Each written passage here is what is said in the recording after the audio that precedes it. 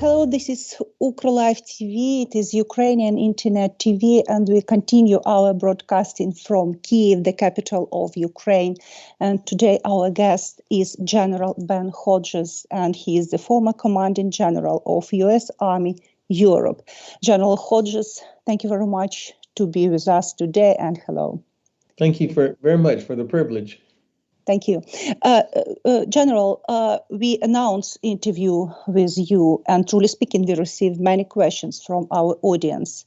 I tried to combine my question with the questions of our audience, but nevertheless, we have many questions for you. Sorry for that, and I'm ready to start.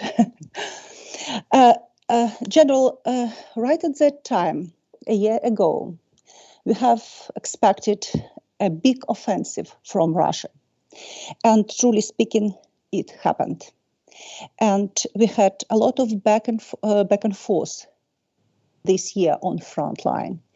And Ukrainian army managed to push Russians out of most occupied territory, Ukrainian occupied territory. Nevertheless, today, a year after, foreign intelligence, Western intelligence, tell us that Russia is ready for next big offensive. Why it is possible? And is it a normal part of the war? Or it is a result of mistake we have made, for example, last year? And maybe the main question, do you think that Russia is ready, still ready for big offensive? So I think that reports of a major Russian offensive have been exaggerated. We saw last September when Russia attempted a partial mobilization. 500,000 Russian military-age males left the country rather than be mobilized, and the Ministry of Defense was not prepared to handle the mobilization. We saw that the Russian soldiers did not receive proper equipment, training, accommodation. It was a disaster. And I don't think that the Ministry of Defense in Russia has fixed all of these problems. And so for sure they are getting more troops in, but I don't see any evidence that they are better trained, better prepared. And so what they do have, the Russian military leadership continues to push these untrained or poorly trained soldiers into the meat grinder around Bakhmut and places like this. So it's hard to tell if there really is a new offensive or not, or if they're going to delay it because they're not ready. But I am skeptical that we're going to see anything more significant than just an increase in the number of mass infantry attacks. General, this war is very unexpected. For example, 2 years ago, nobody expected such big war in Europe. And I know that you have been through Iraq and Afghanistan. And is there anything new that you saw in this war? Well, I would say not everybody was surprised. Russia invaded Ukraine in 2014. They occupied Crimea, they occupied parts of Donbass. And so I think that maybe people hoped that Russia would not expand this, that they would not do this special military operation. I think even inside Ukraine, the government could have been doing more preparation for ammunition, for example, more air defense, all the weapons that they need now. We lost 7 or 8 years when these things could have been prepared. But regardless, we are where we are today. For me, the biggest surprise was, number one, how poorly the Russian forces performed, how weak Russian logistics are, how strong Ukrainian civilian resistance has been. I knew the Ukrainian soldiers would do well, but I was I didn't anticipate how strong Ukrainian people would be. The overall amount of ammunition being expended has beyond anything I ever imagined. You know, certainly in 20 years of Iraq and Afghanistan, we never came close to this much ammunition being used. So that has been something. But I've also been reminded of the importance of young leaders, leaders at the company, platoon level, battalion level, that are skilled and able to make decisions at the lower level. This is something that Ukraine has done very well. And also reminded of the importance of having sergeants at the tactical level. Again, this is something that the Russians do not have, but which Ukraine has developed very quickly. Ukrainian soldiers are so fast, so quick at learning to use new technologies, and they impressed me back in 2015 and 16 when I first started seeing them in Yavoriv at the training area. And that's why I'm so confident that they can learn to use any new system that they receive from the West much quicker than people would expect. As I understand, the make a decision on the low level, it is a NATO practice, yeah? Is it true? That's correct. It is national, yeah? Yeah. It is special standard in NATO. It is distinguished from Russian army, Russian practice? You're correct, because this is what has evolved over time, because we realize that war, the conditions of uncertainty dominate. There's so much uncertainty out there, so much fog and friction that it's impossible to know exactly what's going to happen everywhere. And so we have learned over the last couple of centuries that to have a decentralized command and control where decision making can be pushed down to the lower level so that leaders can make decisions on their own as long as it accomplishes the higher objective. Whereas the Russian system, everything is centralized. Decisions are made at the top and then pushed down.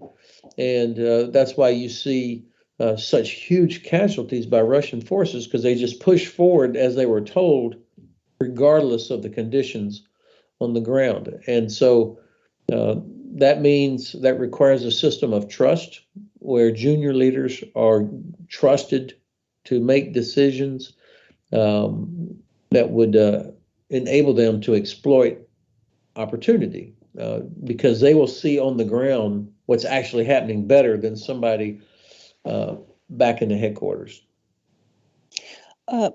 The next question, it is about the tanks and planes. Of course, it is a very important question for Ukraine. General, 5 years ago, everybody in Ukraine, most Ukrainians, think that NATO is have the biggest and the strongest army in the world, with a huge number of tanks, planes, and other things. But nevertheless, how it's happened? When we speak about the weapons for Ukraine, it is, just teaspoon tanks. We try to find it all around the Europe. And we even try to struggle to find even a single battalion of Leopard operation. How it's happened? So after the end of the Cold War, most nations in Europe began to disarm, because there was this mistaken belief that somehow this was it. We didn't have to worry about war with Russia anymore. There was no Soviet Union. We had hoped that Russia was going to be a partner. I can remember there were Russian soldiers with us in Bosnia during the NATO IFOR mission in 1995 to 97. And so 96 to 97. And so the U.S. Army in Europe used to have almost 300,000 people. Most of that was sent home. Our tanks came home. We thought it was not going to be necessary. And then, of course, we all were focused on Iraq and Afghanistan. It was a different kind of conflict. And so most European countries reduced dramatically their number of tanks, artillery. They did not manufacture ammunition at the same rate or level anymore. So this was a terrible miscalculation. So we don't have as much as we used to in the European armies. That's just a fact. We disarmed too much. We were naive. But you know, our taxpayers don't want to, if they don't see the threat, and if the civilian leadership does not have the courage or the ability to explain that you have to have strong defense to prevent a threat instead of reacting to the threat, it's hard to do. And people want to see money spent on other things. So this was a political failure as well as a strategic failure. Why we have such reduced amounts of ammunition, tanks, and so on. Now, there still are thousands of Leopards in Europe. There still are thousands of American Abrams tanks in other places. So there's capability out there, but it's not consolidated in one place. Not all of it is modernized. And then, of course, there's political decisions, as you and your listeners know very well, because of export agreements. You know, one nation like Switzerland can block, or Germany can block other nations who want to provide things. So that's why we are where we are. Why so many NATO members countries still use Soviet weapons, even after 13 years of destroyed of USSR? What's happened? How it could happen? Well, it's exactly what I just said. You've got in order to modernize, to transition from T-72, for example, to a Leopard or Abrams or some other more modern tank, it's very expensive. Or to transition from a BMP or BTR to a Western infantry fighting vehicle, Rosamac or Bradley, for example, it's very expensive. And so if nations don't see a major threat, they're reluctant to go through that transition. But I would say that most countries, even before this past year, were already underway doing that. Romania was already doing that. Poland was already doing that. I think Baltic countries were already doing that. So that's why you have a mix of Warsaw Pact type equipment as well as Western equipment. Do you think that this big war in Europe could change dramatically the attitude towards weapons in Europe as well as in USA? It will for at least a period of time. I think people have been reawakened to the importance of deterrence, of what's required for deterrence, that you have to invest in defense if you want to prevent conflict. All of Russia's aggression happened after we disarmed. So this is a lesson it seems like we have to learn it over and over and over again. So I think most nations will probably are already beginning to rearm, even Germany, in recognition of this. We'll see how long it lasts, but it will require people to have their eyes open, to not be naive. And it will require our political leaders to explain why you have to invest in defense, even if the threat is not quite so obvious. General, I have a special question from our audience. Now we are receiving a lot of weapons from the West, and we are very grateful for that. In terms of USA, we are using two main methods of delivering those weapons. Presidential Drawdown Authority, PDA, as we say, which is taking weapons from existing supplies and storage, and USAID, which is buying them from the factory. But some people in Ukraine are asking why Lend-Lease is still not working. Ukrainians think that weapons are still jumping in slowly. And would Lend-Lease become a game changer? So this is frustrating for me also. I would like to see certain decisions be made more quickly. I don't understand why the administration is being so incremental in decision making. I think part of this is because there are some people in the administration, perhaps in the Pentagon or in the White House, that are overly concerned that Russia might escalate to use a nuclear weapon. So they are being exceedingly cautious, too cautious. Others, of course, are very concerned that about China, that some weapons, we do not have unlimited numbers of ATACMS, for example, or other certain weapons that would be needed if we were in a conflict with China, which many people think is a very real possibility. And so they have a responsibility in the Pentagon to be careful of how far down we draw our own ammunition stocks because of the possibility of a conflict with China. So the administration has got to, number one, make a decision on increasing our own ammunition production, which I hear talk about it, but I haven't seen the action yet. And I think also the administration needs to decide that they want Ukraine to win. If they say we want Ukraine to win, then I think certain decisions happen more quickly and other countries will follow.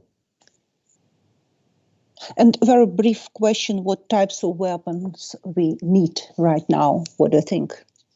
So I generally try not to talk about specific weapons because then you get into arguments about how much fuel a certain tank uses or whether or not the maintenance for a certain aircraft is, or how long it takes to train.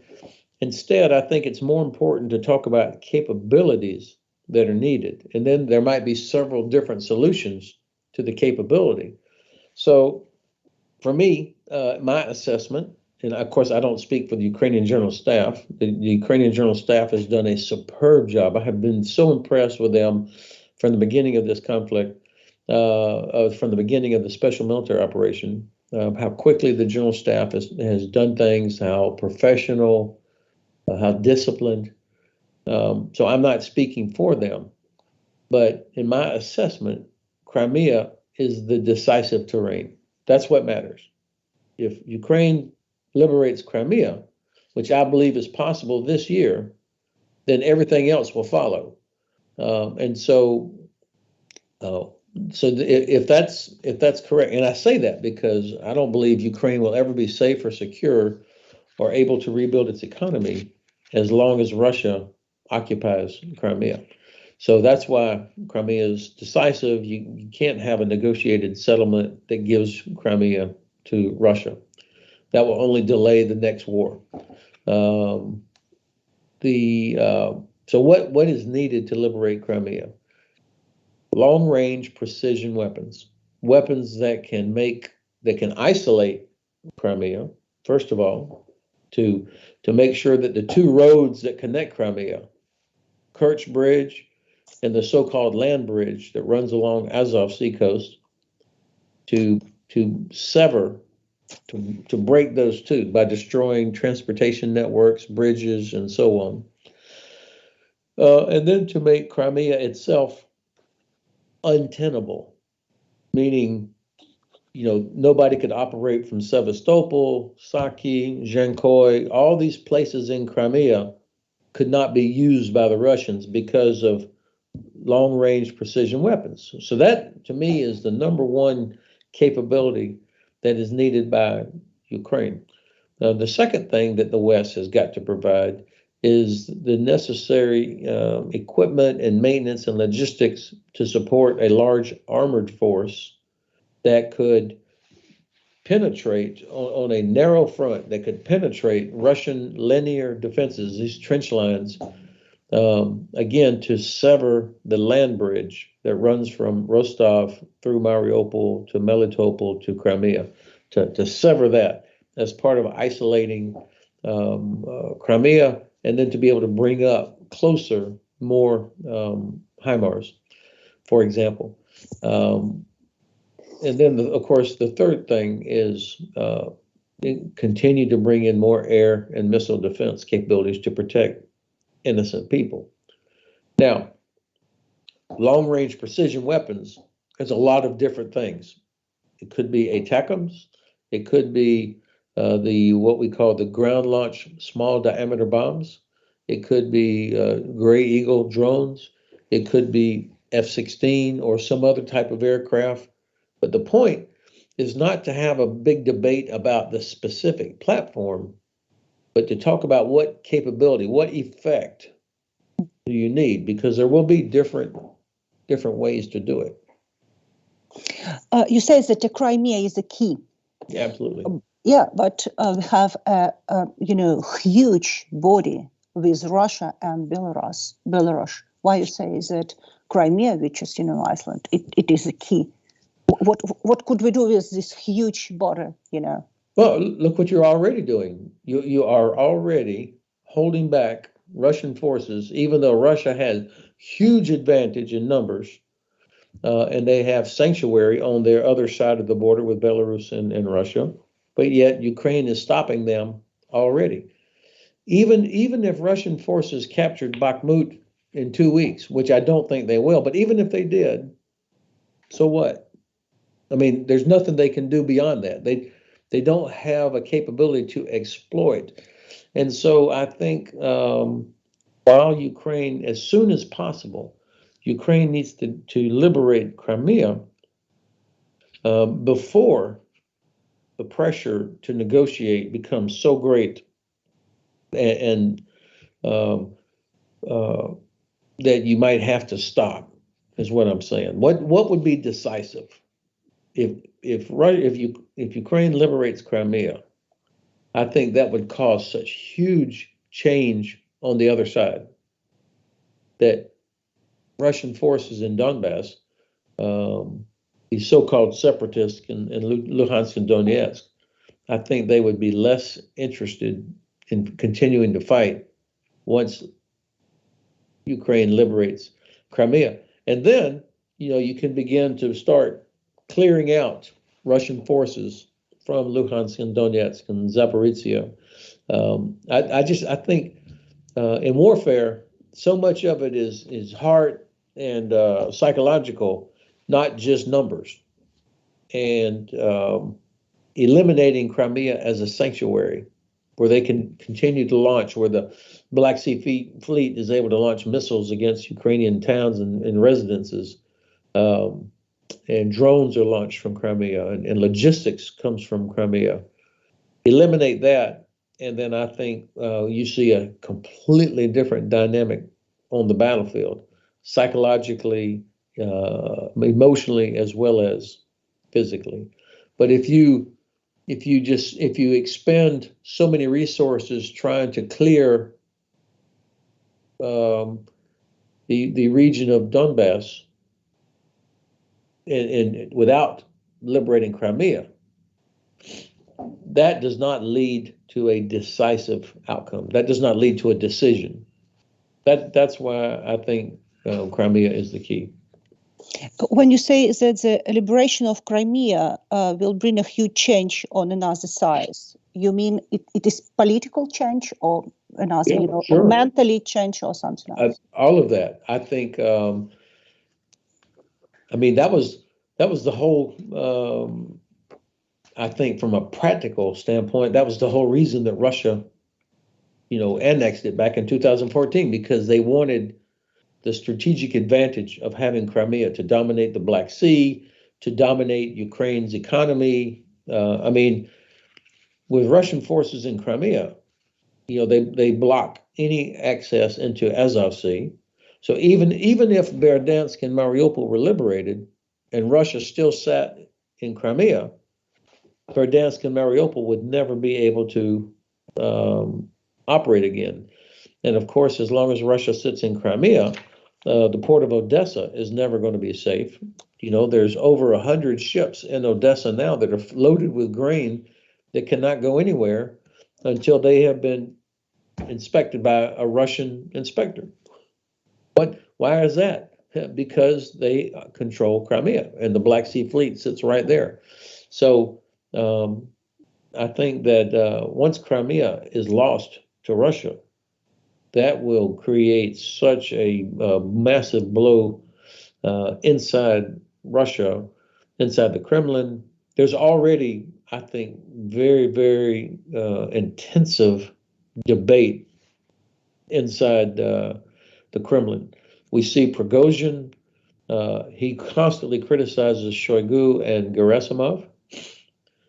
Yesterday, I saw reports. I don't know if it's true, but I saw reports that Prigozhin's name could no longer be said in official Russian media statements. Yeah, this is because they are getting tired of his disruptive saying that it's only his forces that are doing anything, not regular Russian forces. I think General Surovikin, they're in Kadyrov. You don't see too many stories of Chechens being slaughtered the way you do everybody else.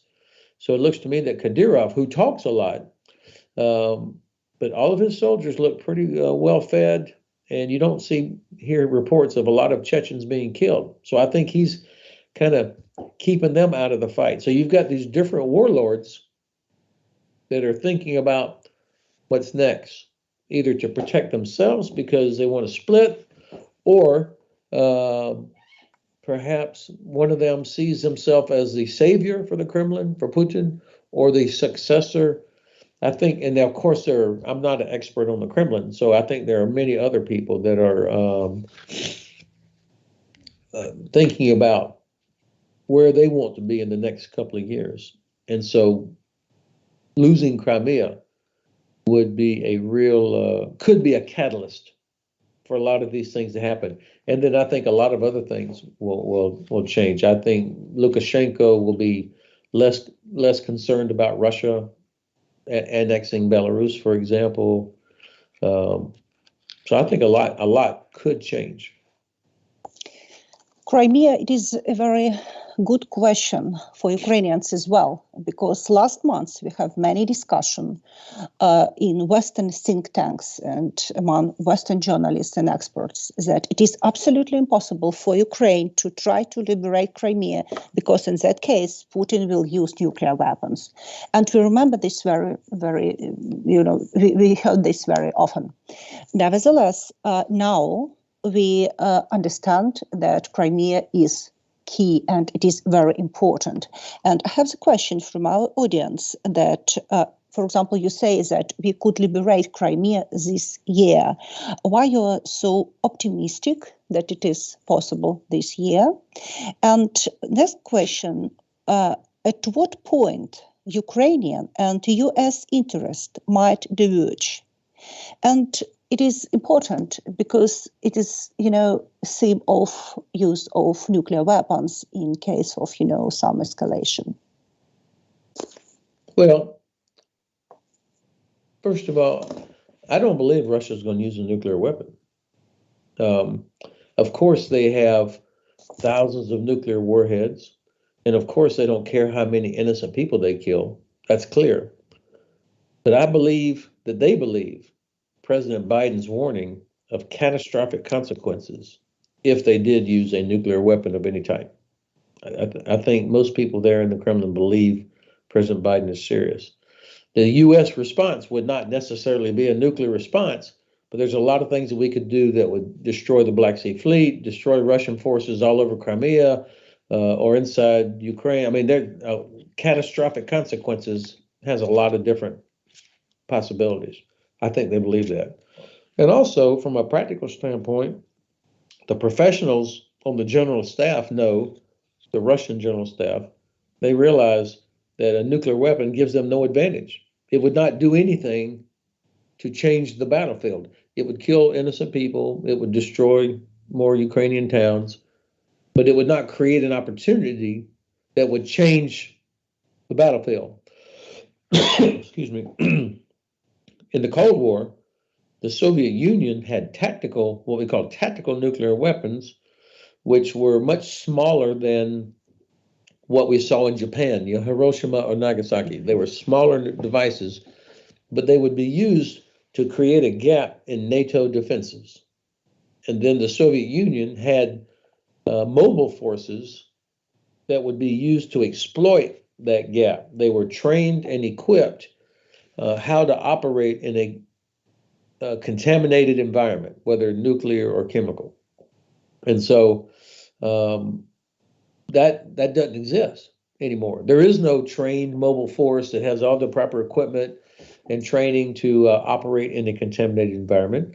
And there is no place on the Ukrainian line that where you could blow a big gap where Russian forces could exploit. So there is no exploitation force. There is no obvious place to do that. So why would Russia use a weapon where they know that they get no advantage, and yet they would get catastrophic consequences from the U.S. and possibly U.K.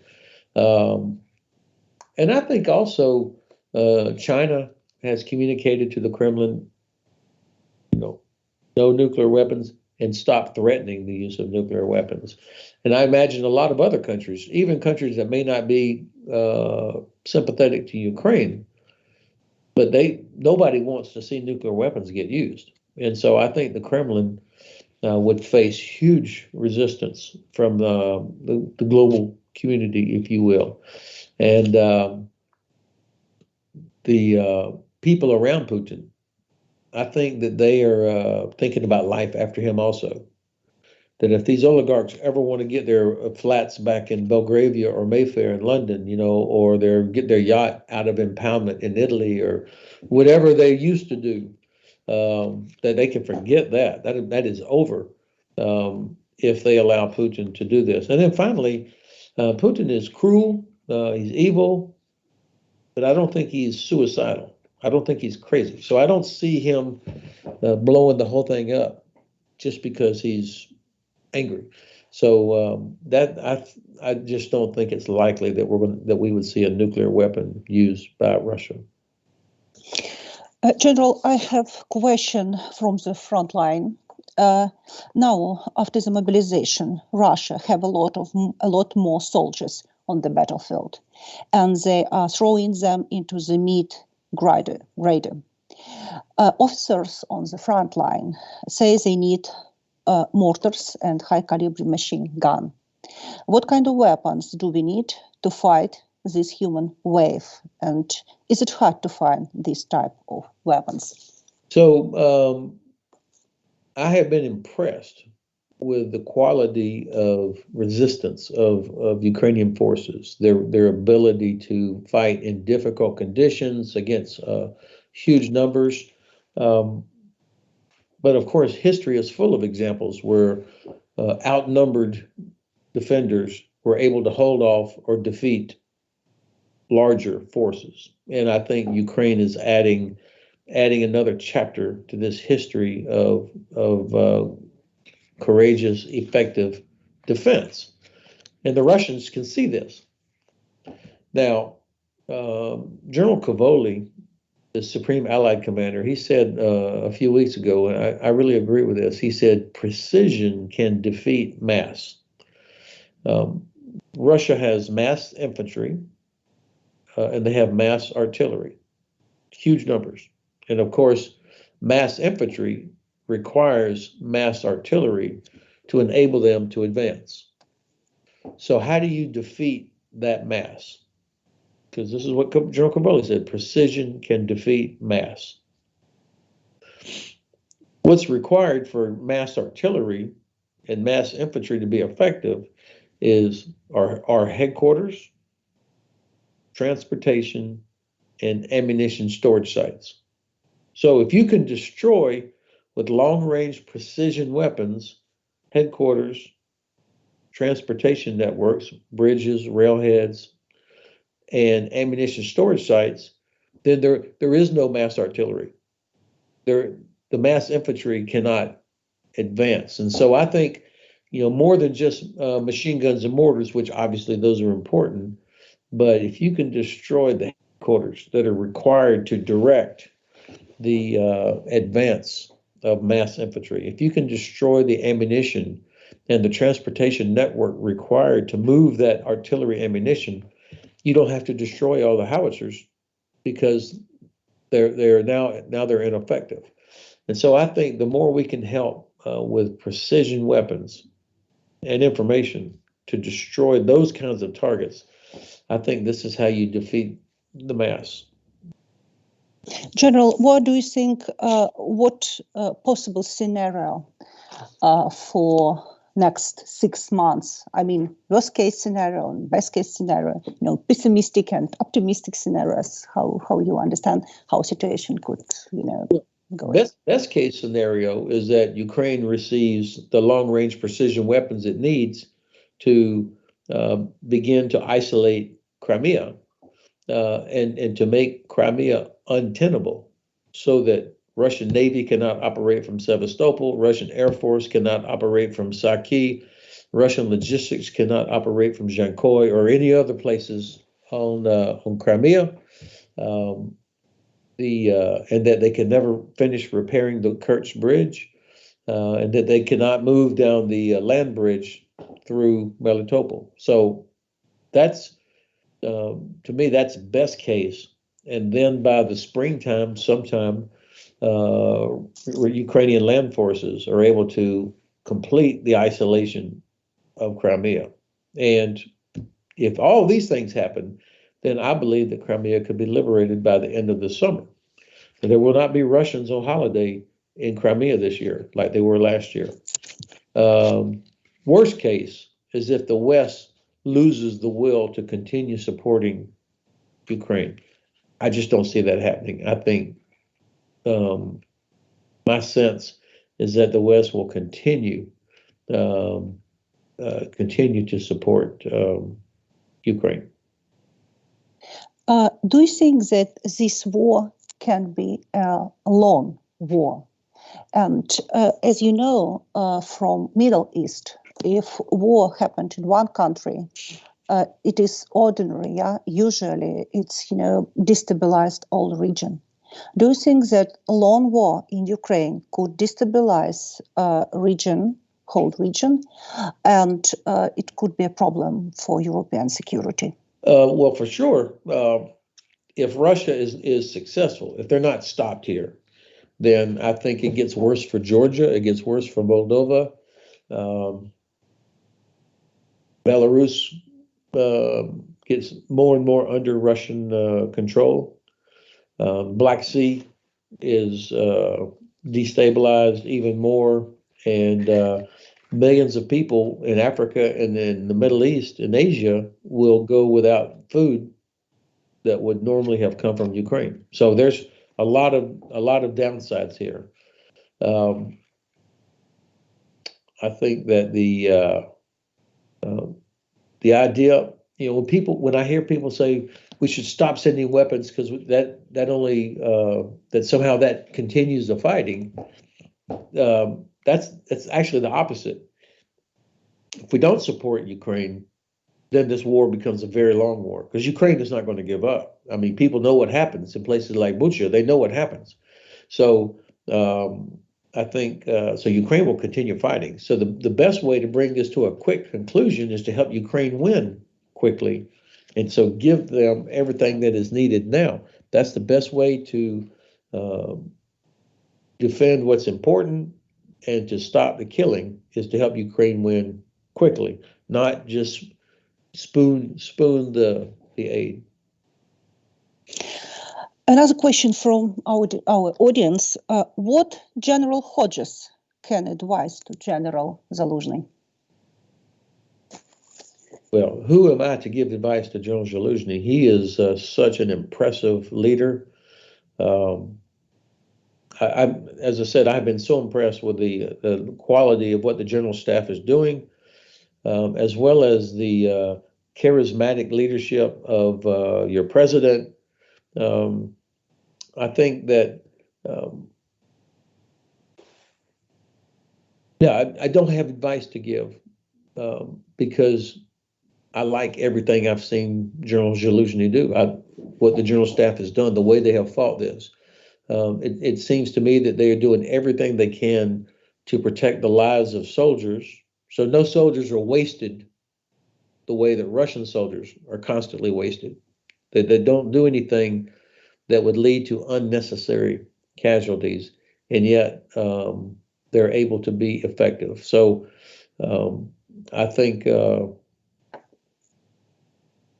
it would be hard to offer advice to do anything different. I continue to be amazed and impressed with the innovation of how Ukraine does things. I mean, it's like almost every week you hear about something that happened somewhere, like, wow, how did they do that? I mean, whether it was with drones or attacks in different places, I think the innovation and creativity of Ukrainian soldiers and the general staff is what's really going to make the difference here. General, and last question. It is question from the former intelligence director of EU military staff, Ginteras Bagdonas. A key factor of NATO membership is whether the applicant will strengthen the security of the alliance. In the context of the ongoing war and Russian aggression, it is obvious that European security is impossible without Ukraine. What other arguments needs to be put forward to convince the politicians of NATO countries of Ukraine's NATO membership? What are the prospects of Ukraine's accession to NATO? This is where Crimea is important again.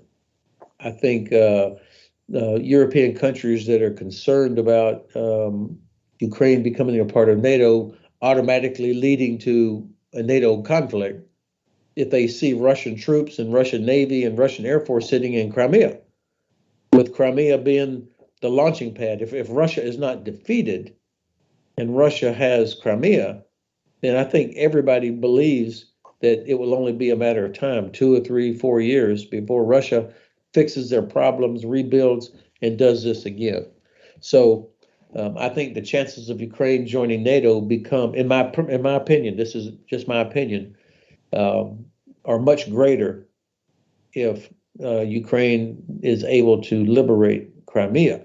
And then, of course, then the rest of occupied territories are liberated, which I think will come much quicker after Crimea has been liberated.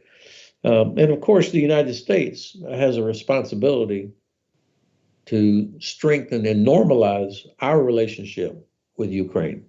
And I think the administration is already planning this. You know, I live in Frankfurt, and just down the road in Wiesbaden, we have this new headquarters, the Support and Security Advisory Group. I'm sorry, the Security Assistance Group Ukraine. It's a 3-star headquarters, and its job is to help not only bring equipment to Ukraine, but also to modernize and everything. So that's structure for a longer term relationship, but also economic investment, diplomatic investment as part of an overall U.S. Black Sea strategy.